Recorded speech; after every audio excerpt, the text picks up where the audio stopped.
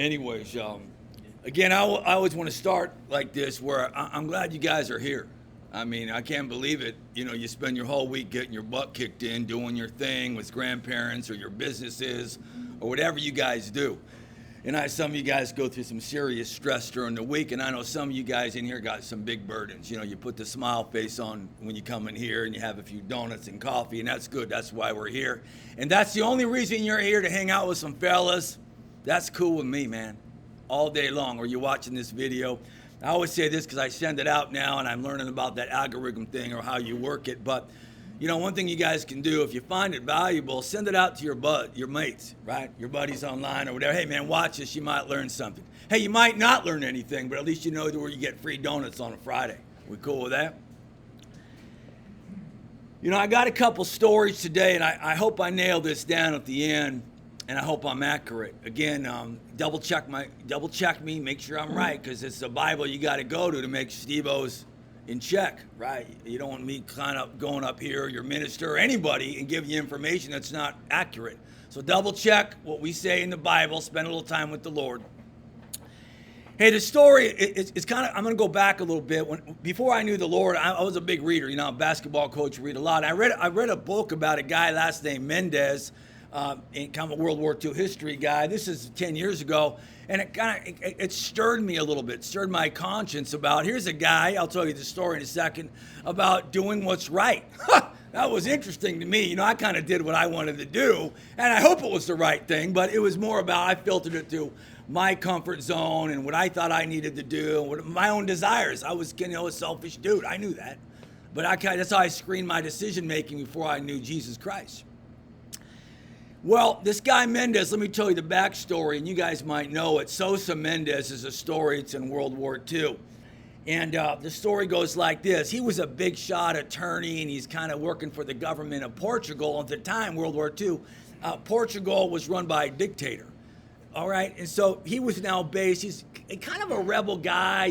He's got 14 kids, he's married. He's kind of doing the not corporate thing, but lawyer, consulate thing, and he's based in Bordeaux, in France, and all you guys know where Bordeaux is because you guys have a few glasses of wine and Bordeaux wine, right?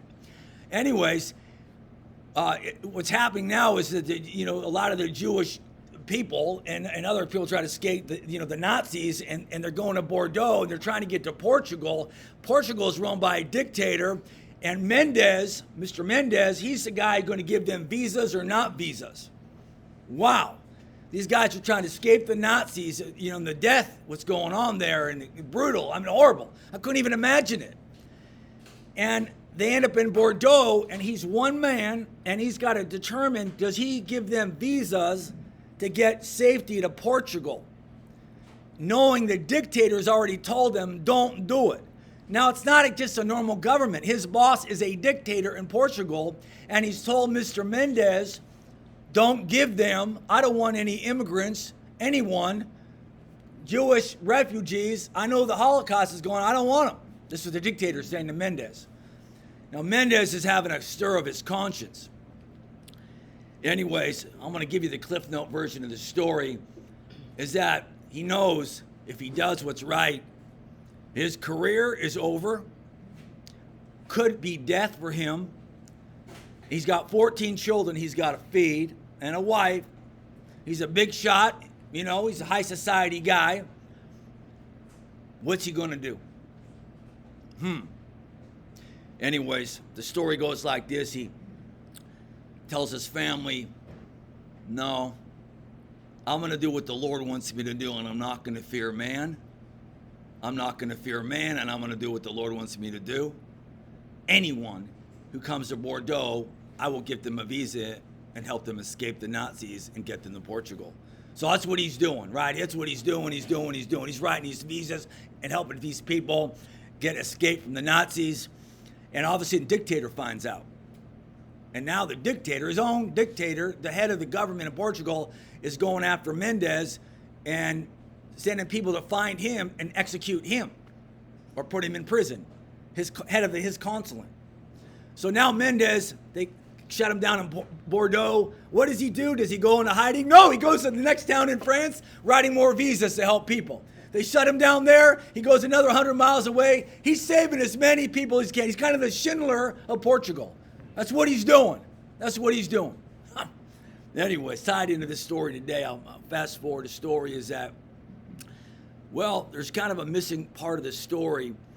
Is before he decided to write all the visas and the passports, he told his wife he needs to spend time with the Lord. He goes, I'm a terrible Catholic, is what he said to his wife. I'm a terrible Catholic, but I do know there's God, and I got to go spend some time with him because I realize the consequence of my decision. So he goes up to his bedroom for 3 days alone with the Lord, deciding what to do. Do I do what's right with my Maker or not? And he comes down and he tells his family, we're going to do what's right regardless of the consequences. Kind of leads us in the story today, where the story goes into John chapter 5, verse 5. And it's interesting, I just couldn't shake this Bible verse, and it's not God gave me a vision or anything. I was kind of thinking of other things to talk about, but it was just one verse.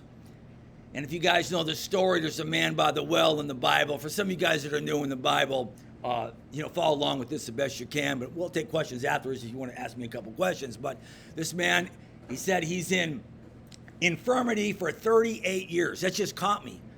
And he's waiting to get healed to go to the river. You guys all know the story, right? Jesus comes up to him and says, what are you doing?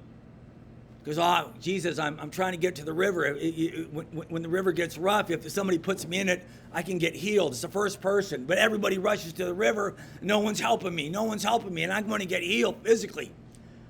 38 years. Jesus says to him, you want to be healed? Take up your bed and walk. Man, I was trying to connect that. That's interesting. There's so much there to unpack. But here's what I wanted to unpack today. It was the 38 years. Now, we got two kinds of dudes in this group. The ones here that know about the love of Jesus Christ. All right? And that's that big group. It was, that guy who's in infirmity for 38 years and a bunch of other people. They're running because they want to get physically healed when the river gets rough. Everybody, him and all the other people, right? Now, his was a little more obvious. He couldn't get to the river. But back it up, it's the 38 years. He knew, I'm trying to get healed, and I'm in infirmity for 38 years. The first group of guys I'm talking today is guys like I was for 53 years. I was in infirmity. Some of you guys here are 38. For 38 years, you have been trying to find your way to the river. Trying to find your way back to Christ, to the Lord. And it'll be 38 years, or maybe it's 50 years, or some of you cats, 70 years. You're that guy. I want to get to the river, and I'm sitting there and no one will help me. Yes, good. God's got you isolated. And there's one way to get healed. And the guy finally looks up, and it's Jesus Christ. That's our only shot. And it's kind of a good thing to know if you think everybody's rushing to the river and no one's getting healed. And it's not a physical healing we're worried about. If the gospel's about physically healing, it'd be false. It'd be fake. Because everybody dies of a physical ailment. The Bible and Christ are here to heal your soul, where you can return back to your Father in heaven. Now, I don't know if this is going to stir your conscience or not for the guys that don't know about Christ's love yet, but let me just tell you this. This guy was in prison or infirmity for 38 years. You might be 40, you might be 50, you might be 60, you might be 80. But here's the great news, fellas. It's that you know the answer. He gives it right here. It's Christ is the one that can heal you. Christ is the one that gets you out of this awful state of misery and stress and messed up, putting your issues on everybody, fear of man, fear of death, all that stuff before you know Christ. I know that was my world. Image was everything. Until someone told me, and I want to pass it on to you guys, that you want to get out of your infirmity? Go tonight. Go tonight. Do not wait. Christ alone. You can't rush to the river. You can't run down the aisle and accept Jesus as your Savior.